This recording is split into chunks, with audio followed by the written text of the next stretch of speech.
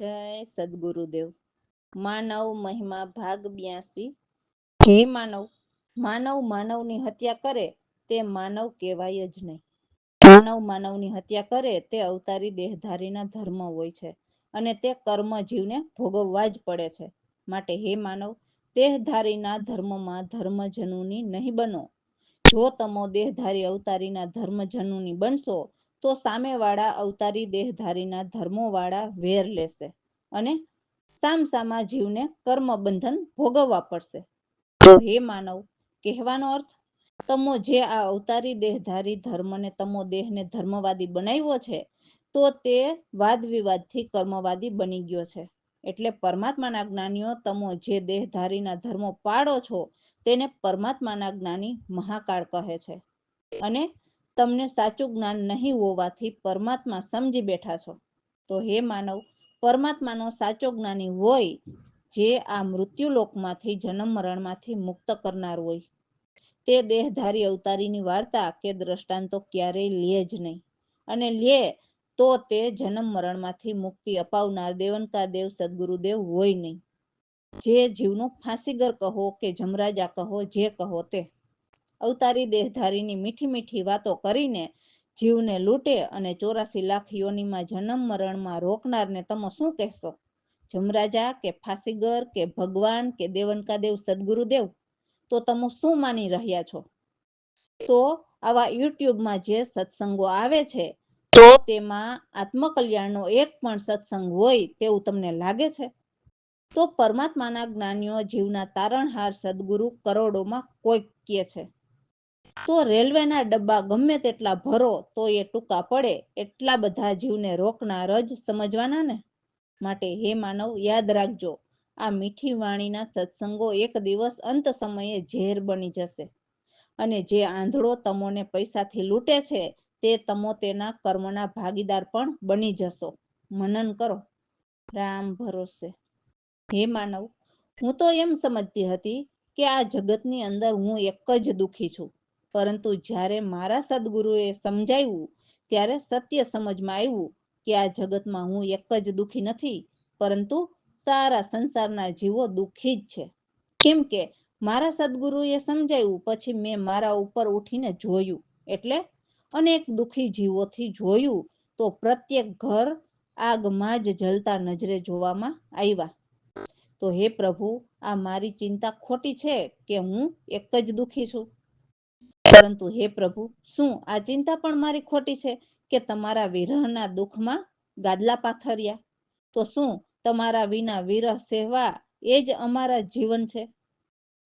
હે ગુરુદેવ, જરાક અમારી સામે જોવો.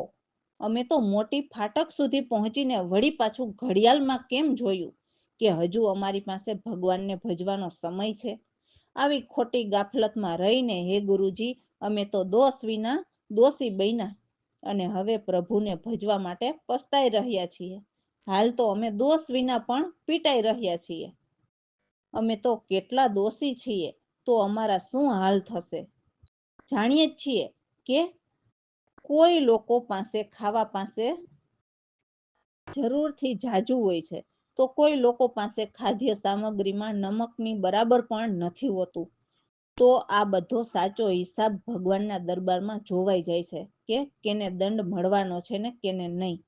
આ જગતની એવી માયા લાગી જાય છે ને કે એવા કામ ભૂલાવી દે ને કે જેમની પ્રશંસા કરવા માટે એક પણ ગુણ જોવા ન મળે. એટલે હે માનવ, ખાસ એ યાદ રાખવું કે જોજો પછી ભગવાનના દરબારમાં શરમાવું ન પડે. હે માનવ, કોઈ સત્યજ્ઞાની સદગુરુ મેળવી લ્યો જેથી આ સંસારમાં ભટકવું ના પડે. અમને એવા સદગુરુ પ્રવીણરામ મળ્યા અને દાસલાલ એમને ભૈજા. જય સદગુરુદેવ.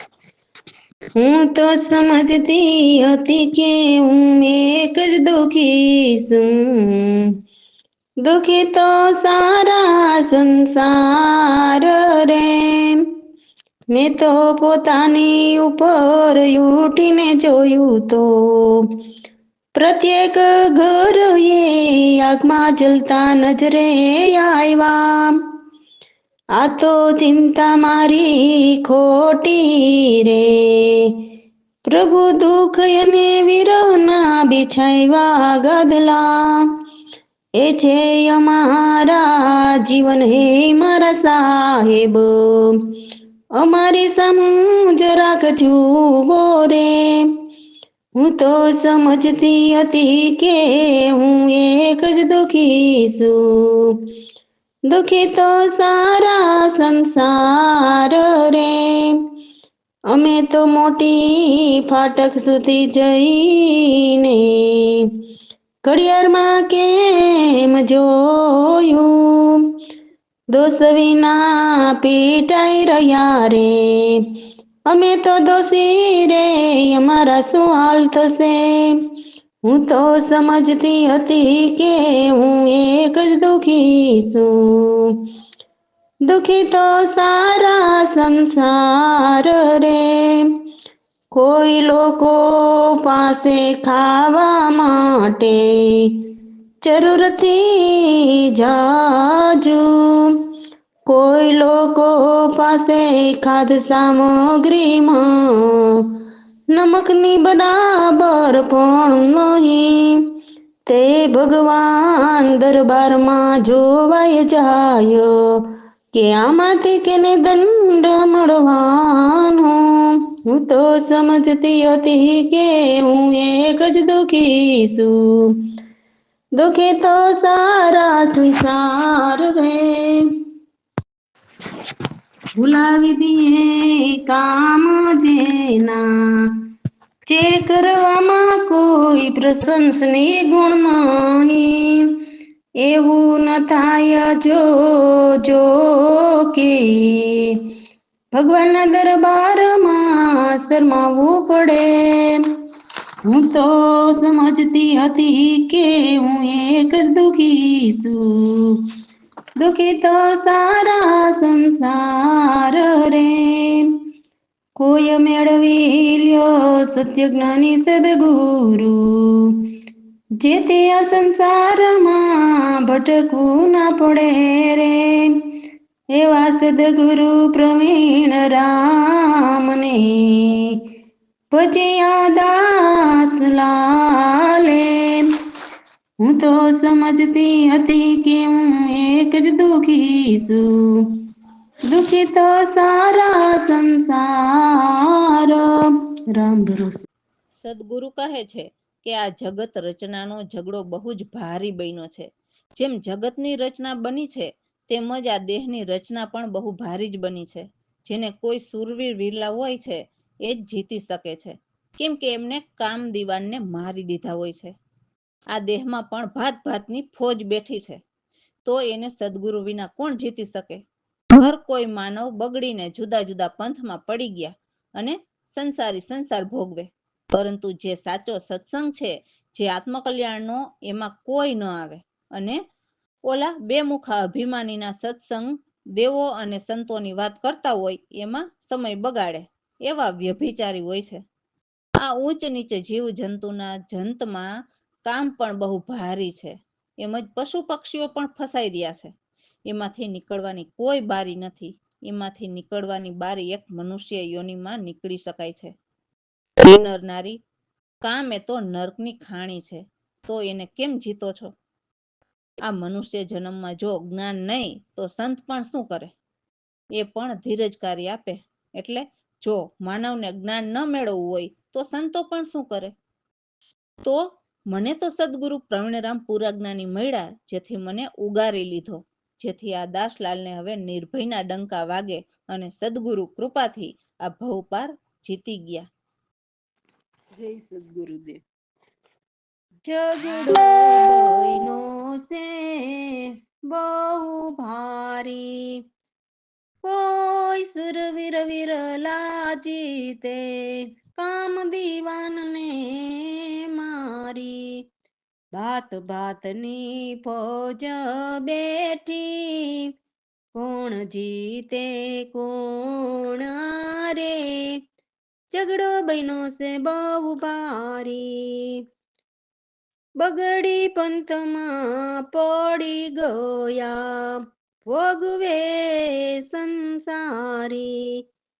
સતસંગતમાં આવે નહીં, બે મુખાવ્ય બિચારી, ઝઘડો બન્યો છે બહુ ભારી.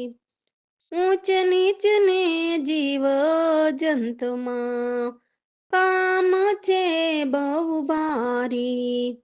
પશુ પક્ષી ફસાય રહ્યા રે, નીકળે નહીં કોઈ બારી.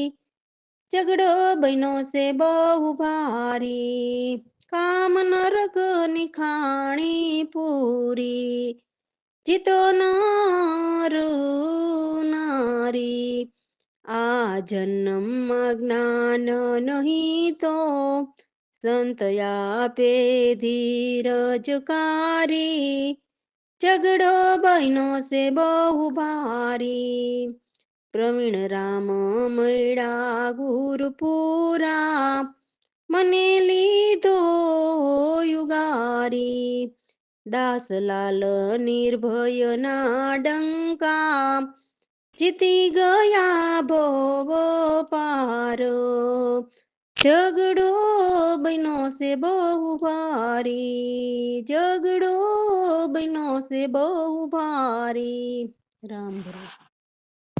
હે સદગુરુ પ્રભુ, મારે આ દુનિયાથી શું કામ છે? હું તો તમારા વિરહમાં તમારો દીવાનો બન્યો છું. હે સદગુરુ પ્રભુ, તમારા પ્યારની તલાશમાં હર દિન જંગલ પહાડોમાં ફરતો રહું છું. મને તમારો ક્યાંય પતો નથી મળતો. બહુ જ દિવસથી હું બહુ જ હેરાન છું. પ્રભુને મળવાની લાલચ થઈ, જેથી બહુ જ જપ તપ કર્યા, છતાં મને પ્રભુ ક્યાંય ન મળ્યા, અને હું તો સાવ ગમગીન થઈને રહું છું. હે સદગુરુ પ્રભુ, કોઈને મન યોગ ભાવે, કોઈને જ્ઞાનની ચર્ચા.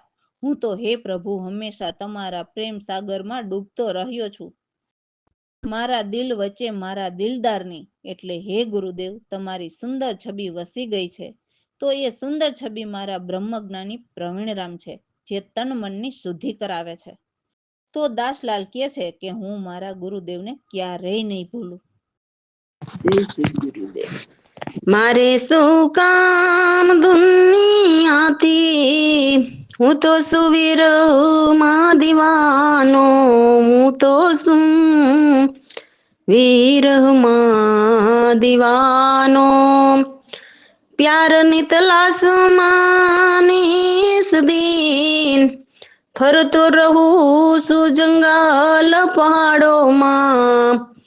મારે શું કામ દુનિયાથી, નથી રે ક્યાંય પોતો મળતો. બહુ દિવસથી હું સુયરાન. મારે શું કામ દુનિયાથી, કર્યા જપ તપની બહુ, પ્રભુ મળવાની લાલચ થઈ મારે. ક્યાંય મળ્યા નહીં મને, ગમગીનમાં હું છું સમાયો. મારે શું કામ દુનિયાથી, હું તો શું વિરહમાં દીવાનો. કોઈને યોગ મન ભાવે, કોઈને જ્ઞાની ચરસા. પ્રેમ સાગરના પાણીમાં હંમેશા હું રહ્યો છું ડૂબતો. મારે શું કામ દુનિયાથી, મારે શું કામ દુનિયાથી. વસી મારા દિલ વચ્ચે છબી, દિલદારની એવી સુંદર, દિલદારની એવી સુંદર. તે છે બ્રહ્મ પ્રવીણ રામ, તન મનની શુદ્ધિ. હે દાસલાલ કહું છું ક્યારે ન ભૂલું. એ દાસલાલ કહું છું ક્યારે ન ભૂલું. મારે શું કામ દુનિયાથી, હું તો શું વિરહમાં દીવાનો. રામ ભરોસે. સદગુરુ કહે છે કે માનવના મગજમાં આ જડ ચેતન એવા મજબૂત રીતે ફિટ થઈ ગયેલ છે ને કે એ સત્ય જ્ઞાની સમજાવે, ઘણું જ્ઞાન સંભળાવે છે અને છોડાવે છતાં નથી છૂટતી. ચાહે બ્રહ્મા કેમ ન છોડાવે, એવી જડ ફિટ થઈ ગઈ છે. કેમ કે બ્રહ્મા વિષ્ણુ મહેશનો તો આ ખેલ છે કે જગતમાં જીવને કેમ રોકવો. એટલે હે માનવ, જ્યાં સુધી વિષયોથી મન નહીં મોડો ત્યાં સુધી આ જગતમાંથી કોઈ પણ તમને નહીં છોડાવે. જ્યારે મનમાં જો જ્ઞાનને પામવાની ઈચ્છા હોય તો આ મનની ઇન્દ્રિય ગ્રંથિની ફાંસી કાપે અને જ્ઞાનના ખડગ લઈને ખોટા કાટ ભગાવે, એટલે ઇન્દ્રિય શુદ્ધ કરે. જ્યારે જડ ચેતનને જાણે ત્યારે સદગુરુ પ્રવીણરામ કહે છે કે નિજને ત્યજીને જડને કોઈ ન લખે. સત્ય સમજાય ત્યારે સહજથી ગ્રંથિ વલોવાય, એટલે સુરતા ભજન સાચા થાય. રામ ભરોસે. જય શ્રી ગુરુદેવ. શ્રુતિ સ્મૃતિ બહુ જ સમજાવે, ના છૂટે યાદ કયું લજાવે. શ્રુતિ સ્મૃતિ બહુ જ સમજાવે, જડ ચેતન યતી મજબૂત થઈ ગઈ, છૂટે નહીં એ ચડાવી. શ્રુતિ સ્મૃતિ બહુ જ સમજાવે, ચાહે અનેક બ્રહ્મા છોડાવે. શ્રુતિ સ્મૃતિ બહુ જ સમજાવે, જ્યાં સુધી આપનો તોડો વિષયાથી મન નહીં મોડો, ત્યાં સુધી કોઈ ન છોડાવે. શ્રુતિ સ્મૃતિ બહુ જ સમજાવે, જ્યારે મનમાં હોય જિજ્ઞાસા ત્યાં કાપે ગ્રંથિ ફાંસી. લય જ્ઞાન ખડક કાટ ભગાવે. શ્રુતિ સ્મૃતિ બહુ જ સમજાવે, જ્યારે જાણે જડો ચેતનને પ્રવીણ રામ નહીં લખે નિજ તજીને, ત્યારે સહજે ગ્રંથિ વલોવે. શ્રુતિ સ્મૃતિ બહુ જ સમજાવે. રામ ભરોસે.